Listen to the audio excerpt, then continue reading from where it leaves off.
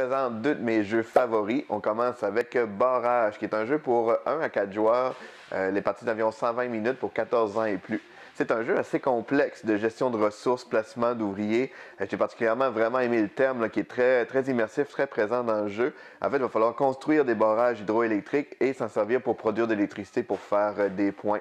La façon dont ça fonctionne, c'est que le principe de base, c'est que plus qu'on construit un barrage haut, plus qu'il va pouvoir retenir de l'eau. Par exemple, un barrage de 3 étages va pouvoir retenir jusqu'à 3 gouttes d'eau, tandis qu'un avec seulement qu'un étage, il va seulement pouvoir avoir une goutte d'eau qui va retenir.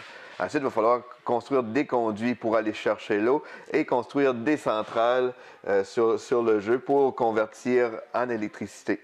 Et la façon dont ça fonctionne, c'est que si j'utilise mon conduit pour prendre l'eau, ici c'est un conduit de niveau 4, donc je vais faire 4 énergies par goutte d'eau que je vais convertir dans ma centrale et ça suit le cours d'eau. Les gouttes vont continuer et là vont s'arrêter dans le prochain barrage. Vu que c'est seulement un barrage d'un étage, il va seulement pouvoir retenir une goutte et l'autre va déborder, il va s'en aller dans la rivière, il va être perdu. Donc c'est un jeu qui peut avoir une belle interaction entre les joueurs parce que, un, les endroits pour construire sont quand même assez restreints. Puis deux, on peut détourner les rivières justement en utilisant différents conduits pour aller siphonner l'eau un peu partout sur le jeu de façon stratégique. C'est super bien, c'est bien pensé, c'est vraiment le fun. Pour jouer, pour faire nos actions, c'est qu'on a un plateau principal ici qu'on va pouvoir venir placer des ouvriers. On va avoir un certain nombre d'ouvriers. Et si je veux faire l'action ici, par exemple, pour me permettre de gagner de la machinerie, je vais pouvoir payer 2 pour gagner 1. Ici, si je veux rajouter de l'eau, par exemple, sur le barrage, je pourrais venir mettre ici. Si je veux faire de la production, je viendrais jouer ici, mais là, ça va me prendre deux personnages pour pouvoir venir jouer, faire cette action-là. C'est vraiment du placement d'ouvriers. On peut aller chercher des contrats, qui est la façon principale pour moi de faire des points. Sur notre plateau de joueurs à nous, là j'ai pris celui-là, mais ça va. On peut voir qu'on a toutes les constructions qu'on peut faire. Plus qu'on en débloque, ça va débloquer certains bonus de points, des fois des actions supplémentaires. Et pour faire nos actions, c'est le principe de la petite roulette. Ça aussi, j'ai trouvé ça très intéressant. C'est que, dans le fond, si je veux faire une construction. Si je veux aller construire, par exemple, ma centrale, je peux venir jouer ici. Fait que là, je peux choisir une des actions possibles. Comme là, je veux construire vraiment une centrale électrique.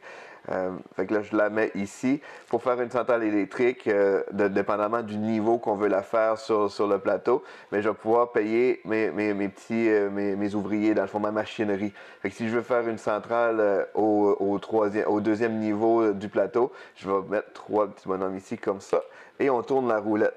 Fait que mes bonhommes, ils sont pas perdus pour la partie, mais sont indisponibles. Fait que comme là, présentement, je viens de libérer ceux-là. Fait que je libère l'action, je les libère ici. Fait que je vais pouvoir refaire l'action. Fait qu'il y a des actions qui vont nous permettre de tourner la roulette plus vite pour les rendre disponibles. Fait que c'est vraiment un casse-tête d'optimisation sur long terme ou comment qu'on veut placer. Et là, ensuite, une fois qu'on a placé, qu'on a payé nos dus, mais on peut aller placer notre centrale sur le jeu à l'endroit qu'on le veut pour essayer de maximiser nos points. Comme ici, j'aurai un barrage ici. Fait que l'idéal, ce serait d'avoir quand même une centrale que je vais pouvoir utiliser là, avec la conduite comme ça, où je pourrais venir la mettre ici et plus tard dans le jeu, venir construire la conduite ici parce qu'elle est plus payante. Fait que mon eau, elle va s'en aller vers ici. Donc, c'est vraiment un beau concept. Ici, dans le jeu, présentement sur la table, j'ai aussi l'extension Let's Jouer qui est cette boîte-là. Cette extension-là ajoute principalement ce plateau ici. Et ça, c'est d'autres façons, dans le fond, c'est qu'on va pouvoir venir construire des petites habitations, puis ça va nous réserver des actions spécifiques à nous. Fait que vu que c'est ma maison qui est ici, maintenant, c'est moi qui va pouvoir, vu que j'ai ma maison, moi, je peux venir ici, mais les autres joueurs ne peuvent pas venir faire cette action-là. C'est comme des actions bonus, il y en a plusieurs, là, on les varie à chaque partie, on en prend au hasard, mais ça permet d'ajouter beaucoup de rejouabilité, plus d'options, dans le fond, pour faire nos actions. Ça rajoute aussi différents contrats aussi. Et moi, j'avais particulièrement aimé ce petit module-là qui rajoute des actions, d'autres façons de faire nos actions. C'est vraiment le fun. Fait qu'il y a plein de choses à regarder, mais c'est un excellent jeu, là, Barrage. On enchaîne ensuite avec Terraforming Mars. Si vous suivez mes top 10 d'année en année, ça fait longtemps qu'il est là. Là, maintenant, c'est la Big Box. Je ne vous expliquerai pas tout le jeu parce qu'on l'a déjà fait dans d'autres vidéos. Mais la Big Box, dans le fond, c'est premièrement une boîte qui peut accueillir votre jeu de base et toutes les extensions aussi. Et en plus, elle vient avec des tuiles en 3D. C'est qu'on peut voir comme ça ici. C'est vraiment plein de beaux petits détails. On a les forêts ici comme ça. avec le petit champignon nucléaire. Comme ça.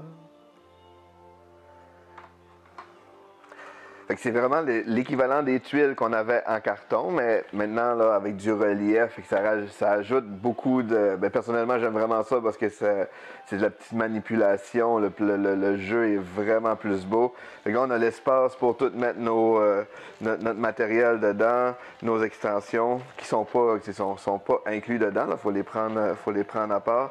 Mais on voit tout le rangement dans le fond là, dans la boîte. Fait que ça accélère les débuts de partie parce que tout est classé là, par joueur. On a des places pour mettre les cartes.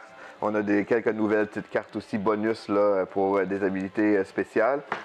Ceux qui ne connaissent pas Terraforming Mars, en gros, sans rentrer trop dans les détails, c'est un jeu de développement qu'on va construire beaucoup de cartes.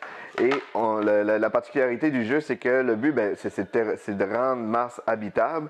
Et il y a plusieurs objectifs ultimes, comme on a l'oxygène qu'il va falloir monter, la température aussi, il faut rajouter de l'eau sur l'océan. Puis au début, les cartes qu'on va vouloir construire, mais ils ne seront pas toutes disponibles. Au début, on ne peut pas amener tout de suite des animaux si la température n'est pas adéquate. Fait que c'est un jeu compétitif entre les joueurs, mais tout le monde a un effet sur la planète. Fait que quand l'oxygène est rendu à un certain niveau, là, on va pouvoir mettre des bactéries, puis plus tard, ça va aider à faire augmenter la température, l'oxygène, qui va nous aider justement après ça à construire des arbres, à mettre plusieurs choses sur le jeu. Fait que ça va évoluer. C'est une belle course, vraiment une belle course au point qu'on construit plein de cartes. Les parties sont très variées parce qu'il y a énormément de possibilités. On fait des parties que je joue beaucoup avec des microbes. Il y a d'autres parties que ça donne pas tant, qu'on va aller plus avec les villes, avec les forêts. Et en gros, c'est ça. C'est un très bon jeu. Et la Big Box, c'est un bel ajout là, pour les collectionneurs et ceux qui sont déjà très amateurs de ce jeu-là, qui est Terraforming Mars. Un super bon jeu que je recommande fortement. Lis le jeu.